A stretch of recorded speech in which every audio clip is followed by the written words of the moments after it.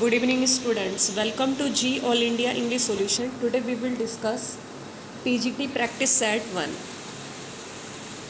Question number 1.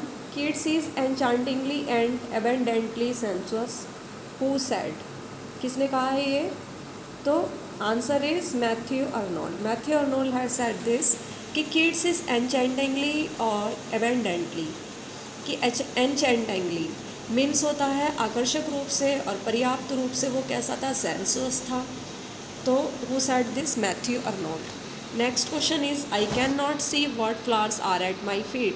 This line appears in. तो ये line appear होती हैं और टू अ नाइट एंगल में कि मैं नहीं देख सकता जो फ्लावर्स मेरे पास हैं. मैं उन फ्लावर्स को नहीं देख पा रहा हूँ. I am not able to see the flowers that are at my feet. जो मेरे बहुत निकट है मैं उन फ्लावर्स को नहीं देख पा रहा हूँ. तो this line appears in ode to a nightingale. और ये लाइन भी किड्स ने ही बोली है. Next question is who called Lamb the gentle hearted Charles. किसने चार्ल्स लैम्ब को कहा है कि वो एक जेंटल हार्टेड चार्ल्स है? तो ये कहा है option A is C is correct, Coleridge. Coleridge ने ये लाइन बोली है. Next question is who referred lamb as lamb the frolic and the gentle. किसने लैम्ब को कहा है कि ये फ्रॉलिक है और जेंटल है, सज्जन है? तो ये कहा है वर्ड्सवर्थ ने चार्ल्स लैम्ब के बारे में कि who referred lamb as lamb the frolic and the gentle. तो Wordsworth. Next question is essays of Elia appeared in. एक वर्क है एसेज ऑफ इलिया. ये अपीयर हुआ है, कहाँ पर हुआ है? कब हुआ है ये? 1823 में. तो किसका वर्क है ये? चार्ल्स लैम्ब का ही वर्क है एसेज ऑफ इलिया. तो ये अपीयर हुआ था 1823 में. तो लास्ट एसेज ऑफ इलिया ये अपीयर्ड हुआ है, कब हुआ है ये? 1833 में. Next question is man is a boastful creature. मनुष्य एक बोस्टफुल क्रिएचर है, डींग मारने वाला प्राणी है. ये थीम है शैली के वर्क में से एक की. फाइंड इट आउट, इसे फाइंड करो. तो option B is correct, Ozymandias. Man is a boastful creature, this is theme of one of Shelley's works. Find it out, Ozymandias. तो शैली का वर्क है ये ओजीमेंडियास. और मनुष्य इसमें बोला गया है, ये थीम है कि मनुष्य, ओजीमेंडियास की थीम है man is a boastful creature, कि मनुष्य एक बोस्टफुल, एक डींग मारने वाला प्राणी है. नेक्स्ट क्वेश्चन इज शैली was alone the perfect singing God. कि शैली अकेले ही एक परफेक्ट, बिल्कुल पूर्ण गाने वाला ईश्वर है. His thoughts is word deed all sang together. उसके जो विचार हैं, शब्द, कार्य सभी एक साथ गाते थे. तो who said this? Swinburne. Swinburne ने ये लाइन बोली है Shelley was along the perfect singing god. His thoughts words deed all sang together. Next question is how many cantos does the revolt of Islam है. कि कितने cantos हैं the revolt of इस्लाम में. ये वर्क, एक्चुअली ये work लिखा है किसने? शैली ने, पीबी शैली ने. और पूरा नाम है इनका पर्सी बिशी शैली. तो द रिवॉल्ट ऑफ इस्लाम में कितने कैंटोज हैं? तो इसमें है 12 cantos. Option A is correct. Next question is the sensi has. Sensi ये भी शैली ने ही लिखी है. ये वर्क भी शैली का ही है. तो इसमें कितने एक्ट्स हैं? 5 एक्ट्स हैं सेंसी में. देखो सेंसी, इसमें कितने लेटर हैं? 1 2 3 4 5. 5 इसमें लेटर है तो 5 ही एक्ट्स हैं, आप ऐसे याद रखिए. Next question is Dickens became the editor of Daily News, but they held it only for a very short duration. This duration was, answer A is correct, 3 weeks. कि Dickens क्या बना है? Daily news का editor बन गया था क्योंकि इसने हेल्ड कर रखा था शॉर्ट ड्यूरेशन के लिए केवल, और ये ड्यूरेशन था 3 वीक्स का. तो डिकेंस डेली न्यूज़ का एडिटर बना था, लेकिन इसने इसे सिर्फ थोड़े ही समय के लिए हेल्ड किया था, होल्ड किया रखा था. तो कितना समय था? 3 वीक्स. 3 weeks means 21 days. 21 दिन के लिए इसने इसे होल्ड किया था.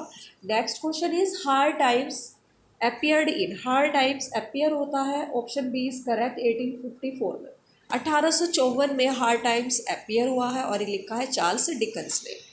Next question is great expectation appeared in, great expectation ये भी वर्क चार्ल्स डिकन्स का ही है और ये अपियर हुआ है 1861 में। बहुत इंपॉर्टेंट पॉइंट बनता है एग्जाम के पॉइंट ऑफ व्यू से।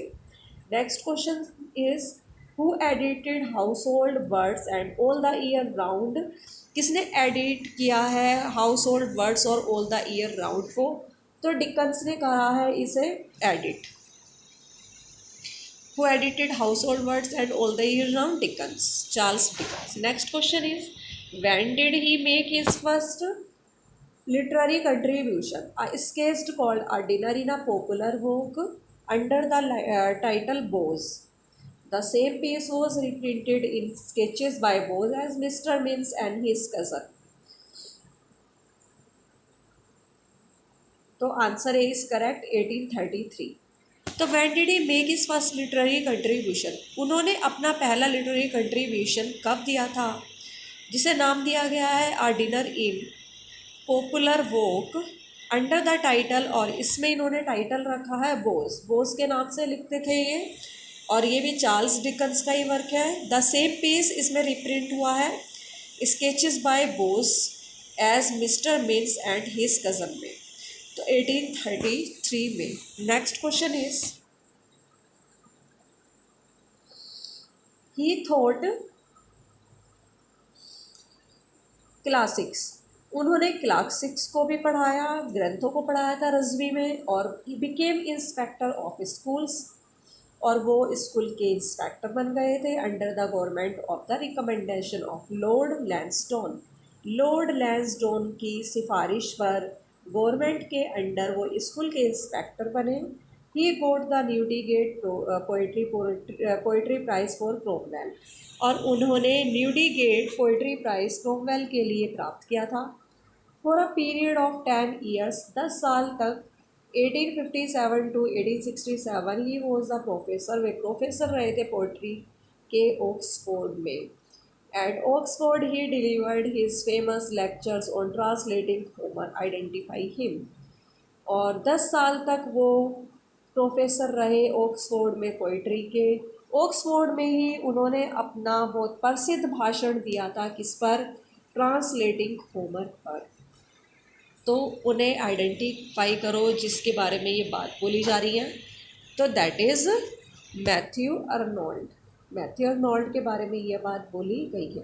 Next question is who is the great poet, कौन एक महान कवि भी है और विक्टोरियन एज का वो आलोचक भी रहा है, तो ये है अर्नोल्ड।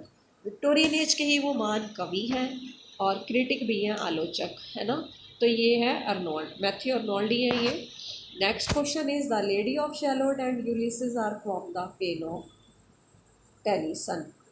टेनिसन की ये पोएम है the lady of Shalott and Ulysses, and पूरा नाम है टेनिसन का lord Alfred Tennyson. Next question is Arthur Hallam was Tennyson's friend, ये क्वेश्चन भी बहुत इम्पोर्टेंट बनता है एग्ज़ाम के पॉइंट ऑफ व्यू से कि ऑर्थर हेलम टेनिसन के फ्रेंड थे। उनकी डेथ हो गई थी वियना में, और उन्होंने जन्म दिया था एक मोन्यूमेंटल वर्क को, उसका एंटाइटल्ड क्या था, क्या नाम दिया गया था उस वर्क को, इन मेमोरियम। 1850 में आया था ये, और इसी सन में वर्ड्सवर्थ की डेथ भी हो गई थी 1850 में। और लॉर्ड एल्फ्रेड टेनिसन इसमें पोएट लॉरिएट भी बने थे। Next question is mode reflects the spirit of the patriotic passion of the time of, तो option C D is correct, the Crimean war. तो मोड प्रभाव डालती है किस पर, देशभक्ति के भावना पर, की स्पिरिट पर वो प्रभाव डालती है। किस समय पर, जब वो क्रीमियन वॉर चल रहा था उस time. Next question is who classified Wessex, किसने वेसेक्स नॉवेल्स को क्लासिफाइड किया है under the heads novel of character में and environment, romances and fantasies में। and novels of ingenuity and experiment. Who classified Wessex novels under the heads novels of character and environment, romances and fantasies, and novels of ingenuity and experiment. Answer A is correct. Hardy himself. तो Thomas Hardy himself is the right answer. देखो Wessex इनका reason रहा है, इसे ही ज़्यादातर ये अपने play में लेते थे इस क्षेत्र को। वेसेक्स वेसेक्स का प्रयोग कौन करते थे? Thomas Hardy. Next question is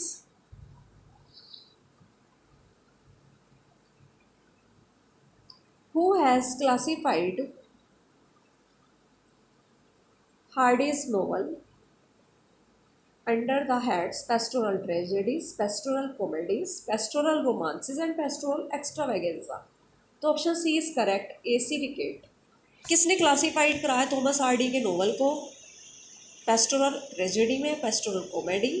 देखो जो शेफर्ड और शेफर्ड से रिलेटेड होती हैं दैट इज़ पेस्टोरल, ठीक है।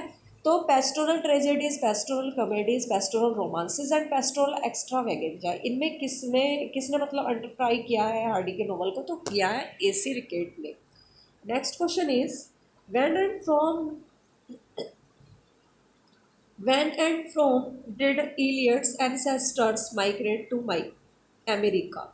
कब और कहाँ से इलियट के जो पूर्वज रहे हैं एंसेस्टर, उन्होंने अमेरिका को माइग्रेट किया था? तो ऑप्शन ए इज़ करेक्ट। इन कब करा था उन्होंने और कहाँ किया था? इन 1668 में करा था, ईस्ट पोकर से समरसेट शायर इंग्लैंड में। इन 1668 में from east poker in Somerset शायर इंग्लैंड में। Next question is in 1900 T.S. Eliot won a gold medal for Latin. Answer D is correct. 1900 में टी.एस. इलियट ने गोल्ड मेडल जीत लिया था लैटिन के लिए, लैटिन भाषा के लिए। Next question is the intentionally personal confessional quality of Mrs Das work recalls in some ways Annie Sexton and Sylvia Plath, who attempts to work out their traumas in their poetry. Whose comment is this? Option A is correct, Eunice D'Souza. तो यूनिस डिसूजा ने ये comment किया है कि intentionally personal confessional quality कि Mrs दास के जो work है उनकी जो पर्सनल कन्फेशनल क्वालिटी है वो रिकॉल होती है कुछ तरीके से। किस तरीके से मतलब दिखाई गई है? एन सेक्सटन और सिल्विया पाथ जैसे उनकी पर्सनल कन्फेशनल क्वालिटी इस तरीके की मिसेस दास की भी थी। who attempted to work out their traumas in their poetry, और उन्होंने अपनी पोइट्री में अपने घावों को दिखाने की कोशिश की है। तो whose comment is this? Eunice de Souza. Next question is Kamala Das is, option D is correct, a confessional poet. देखो इन्होंने ये कन्फेशनल पोएट थी। इन्होंने अपने सारे मतलब जो भी इनके रिलेशनशिप अपने हस्बैंड के साथ रहे, उन्होंने किस तरीके से जो उन्हें मेंटली और फिज़िकली टॉर्चर किया, तो इन्होंने अपने वर्क्स के थ्रू ये सारी चीज़ें कमला दास ने बताई हैं। और इनकी शादी भी चाइल्डहुड में हो गई थी, बचपन में ही हो गई थी। तो इन्हें क्या बोला जाता है? कन्फेशनल दास को इसलिए बोला जाता है अ कन्फेशनल पोएट, क्योंकि इन्होंने कन्फेस किया है, उन्होंने ये चीज़ें बताई हैं कि किस तरीके से उनका मेंटली और फिज़िकली टॉर्चर हुआ था उनके हस्बैंड के द्वारा। Next question is be Amy, be Kamala और better still be Madhavi Kutty, these lines are from. Option A is correct, Kamala Das and introduction. कि एमी बन जाओ, कमला बन जाओ और अधिक अच्छा होगा कि तुम माधवी कुटी बन जाओ। और ये लाइन ली गई है कमला दास के वर्क एंड इंट्रोडक्शन से। Next question is I have reached an age in which one forgives, all these lines are from. Option A is correct, Das composition. Das की कंपोजिशन से ये लाइनें ली गई हैं। दास का एक वर्क है कंपोजिशन कि I have reached an age, मैं एक ऐसी एज में पहुंच गई हूँ जिसमें हर कोई किस सबको माफ़ कर देता है, कोई भी किसी को माफ़ कर सकता है। Next question is he is a novelist, a short story writer. वो एक नॉवलिस्ट रहे हैं, शॉर्ट स्टोरी राइटर रहे हैं, आर्ट क्रिटिक रहे हैं। उन्होंने अपने आप को एक बोगस प्रोफेसर बोला है। ही ट्रांसलेट द नेटिव इडियम, और ये नेटिव इडियम का को ट्रांसलेट करते थे, प्रोवर्ब को भी इंग्लिश में ट्रांसलेट करते थे in order to impart a typical local flavour to English, English को एक लोकल फ्लेवर देने के लिए। और कौन थे ये राइटर? तो डॉक्टर आनंद थे हमारे ये राइटर। इनका पूरा नाम है doctor Mulk Raj Anand. Next question is this novelist was much influenced by the three events. कौन सा ऐसा नॉवलिस्ट है जो कि 3 घटनाओं से बहुत प्रभावित रहा अपनी लाइफ में? एक तो उनकी कज़न थी उसकी डेथ से, उनकी क्लासमेट कौशल्या की डेथ से, और इनकी आंटी देवकी थी उनके सुसाइड से ये बहुत ज़्यादा क्या रहा, ये प्रभावित हुआ। तो ये अपने ही अरेस्ट के बारे में and caning by the police for breaking the law, मतलब पुलिस ने इन्हें गिरफ्तार कर लिया था क्योंकि इन्होंने जलियांवाला बाग मासैकर, मतलब होता है हत्याकांड, जलियांवाला बाग हत्याकांड के दौरान इन्होंने कानून को तोड़ा था, तो पुलिस ने इन्हें गिरफ्तार कर लिया था। तो ये किस राइटर के बारे में बात हो रही है? Who is he? तो answer A is correct, doctor Mulk Raj Anand. Next question is for a short period he worked as a lecturer. उन्होंने बहुत थोड़े समय के लिए एक लेक्चरर के रूप में इंग्लिश में काम किया था। कौन से कॉलेज में किया था? खालसा कॉलेज में किया था जो बॉम्बे में है। He taught English literature at Bombay university. उन्होंने इंग्लिश लिटरेचर को बॉम्बे यूनिवर्सिटी में भी पढ़ाया था। He had been the visiting professor at the university of Leeds. ये यूनिवर्सिटी ऑफ लीड्स में प्रोफेसर भी रहे हैं। He had been editor of Quest, Quest imprint and 6 issues of poetry India के ये एडिटर भी रहे हैं। He had been the assistant editor of the illustrated weekly of India. ये the illustrated weekly of India के क्या रहे हैं? असिस्टेंट एडिटर भी रहे हैं, असिस्टेंट एडिटर भी रहे हैं। तो आंसर बी इज करेक्ट। किसके बारे में बात हो रही है? ये निस्सिम इज़िकल के बारे में। Next question is he had been the editor of the Indian Pen. He edited the Emerson reader, a Martin Luther King reader and writing in India. Identify him. वो इंडियन पैन के एडिटर रहे हैं, immersion reader के भी इन्होंने edit किया है, Martin Luther king reader और राइटिंग इन इंडिया को भी। तो किसके बारे में बात हो रही है? Option B is correct, Nissim Ezekiel के ही बारे में ये बात हो रही है। Next question is Nissim Ezekiel is, important point बनता है ये क्वेश्चन कि निस्सिम इज़िकल कौन थे? ये एक अर्बन पोएट थे। कैसे पोएट थे ये? अर्बन, अर्बन में शहरी कवि थे ये। Next question is 17 honorary degrees were conferred on him. देखो ये कन्फर्ड है, CONFERRED कि 17 ऑनरी डिग्री इन्हें प्रदान की गई थी। He could boast of being a master of arts 2 time, और ये मतलब बोस्ट भी करते थे, कर सकते थे ये बोस्ट भी, डिंग भी मार सकते थे क्योंकि इन्होंने 2 बार मास्टर ऑफ आर्ट्स ये बने थे, MA की डिग्रियाँ ली इन्होंने। डॉक्टर ऑफ ह्यूमैनिटीज़ बने ये 3 टाइम्स और डॉक्टर ऑफ लेटर बने ये 12 टाइम अपनी लाइफ में। उन्हें चुना गया था फी बेटा कप्पा पोएट के रूप में इन्हें चुना गया था, फी बेटा कप्पा पोएट के रूप में। और ये प्रोफेसर रहे थे एमरेस्ट कॉलेज में।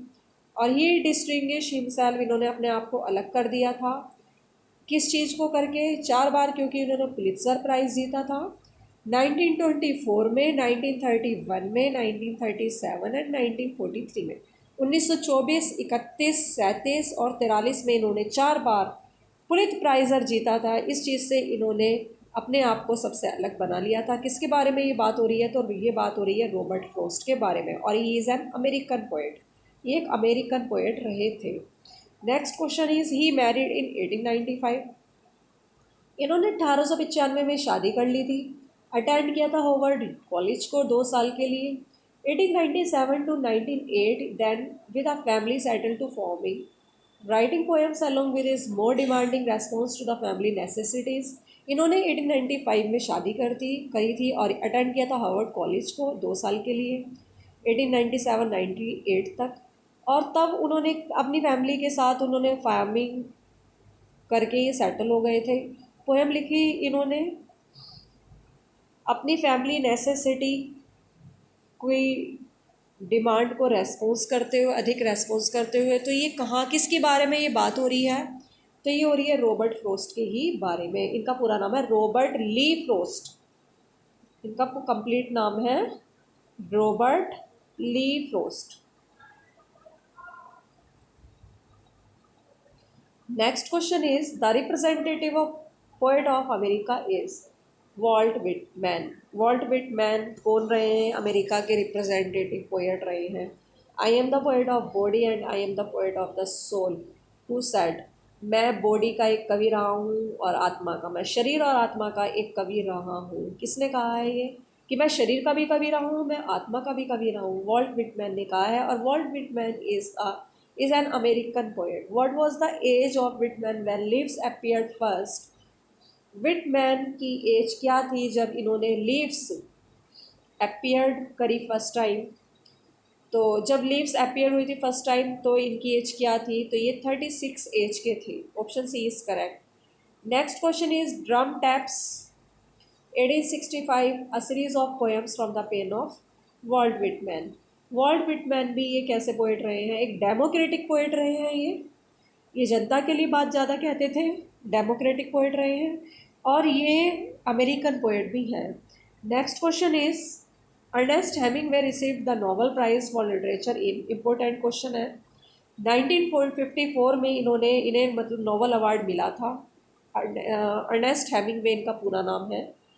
तो 1954 में इन्हें नोबेल अवार्ड मिला था। Next question is which novel of Hemingway is based on his Italian war experiences. Hemingway का कौन सा ऐसा नोवेल है जो कि इटली के वॉर एक्सपीरियंस पर बेस्ड है? इटली के जो युद्ध है उनके अनुभवों पर बेस्ड है। कौन सा उसका नोवेल है हेमिंगवे का? तो मैं आपको बता देती हूँ आपकी नॉलेज के लिए कि हेमिंगवे एक अमेरिकन पोएट रहे हैं ये, और इसका आंसर है किसके बारे में? इन्होंने इटालियन वॉर एक्सपीरियंस मतलब बेस्ड है इनका ये नोवेल। तो ये है अ फेयरवेल टू आर्म्स 1929। और इसी सन में ऑर्डर ऑफ मेरिट मिला था जॉन गाल्सवर्दी को।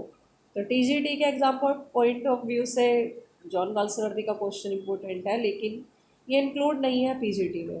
Next question is Faulkner got inspiration for writing novels from. Answer D is correct, S Anderson. Faulkner को प्रेरणा मिली नॉवलों को लिखने की, कहाँ से मिली थी इन्हें फॉकनर को? विलियम फॉकनर इनका पूरा नाम है, और ये भी एक अमेरिकन राइटर रहे हैं। तो एस एंडरसन से इन्हें नॉवल लिखने की प्रेरणा मिली। Next question is William Faulkner को जो नोबेल प्राइज़ मिला है लिटरेचर के लिए वो कब मिला था? तो इन्हें मिला था 1949 में। Next question is the words that belong to the original stock of words in the language are known as primary words। शब्द जो वर्ड्स के ओरिजिनल स्टॉक से बिलोंग करते हैं लैंग्वेज में वो कहे जाते हैं प्राइमरी वर्ड्स। व्हेन टू और मोर सिंपल वर्ड्स, जब दो या दो से अधिक सिंपल वर्ड्स को ज्वाइन किया जाता है साथ साथ, तो वो हमारे बन जाते हैं compound words. Next question is when words are formed because of some changes in the body of simple word, they are known as, answer A is correct, primary derivatives। कि जब शब्दों को रूप दिया जाता है कुछ उनकी बॉडी में सिंपल वर्ड के चेंज करके, तो कहे जाते हैं primary derivatives. Next question is when something is added, जब कुछ या तो शुरुआत में ऐड किया जाता है या एंड में ऐड किया जाता है, तो वो वर्ड फॉर्म क्या कही जाती है? तो वो कही जाती है secondary derivatives. Answer B is correct. Next question is to meet one's Waterloo means. देखो this is a idiom phrase, ये ईडियम है एक कि टू मीट वंस वाटरलू। इसका अर्थ क्या है? तो इसका मतलब है टू मीट वंस डिफीट, हार जाना।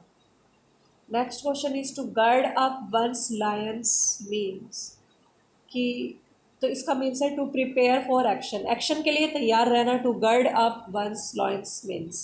Next question is gala day means, gala day का मतलब क्या है? तो इसका मतलब है अ फेस्टिव हॉलीडे।